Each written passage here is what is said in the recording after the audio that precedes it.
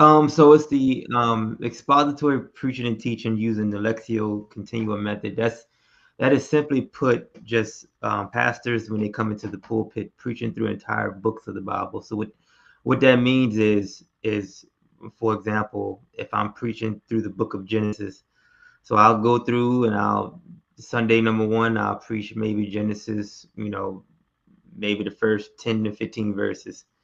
And then the second Sunday I'll come in and I'll preach the rest of Genesis 1. And then the following Sunday I'll come in and I'll preach, half of Genesis 2. And then the next Sunday I'll come in and preach the rest of Genesis 2, or however way the pericopes or the same school of thought lines up in that chapter. And I Right. preach that way all the way until the book of Genesis is done.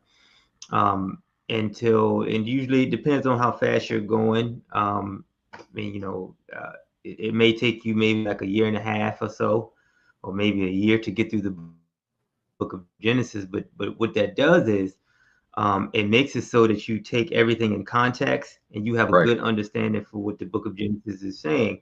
And you do that, and then you move on to the next book. And what that does is it prevents people from taking things once again out of context. It gets you to see the whole redemptive story for what it is, and how it highlights and points to Christ, and is what I like to say Christotelic. The goal of the scripture is Christ, and that increases the biblical literacy within the church. So yeah, that's the Lectio Continua method. Is preaching through entire books of the Bible.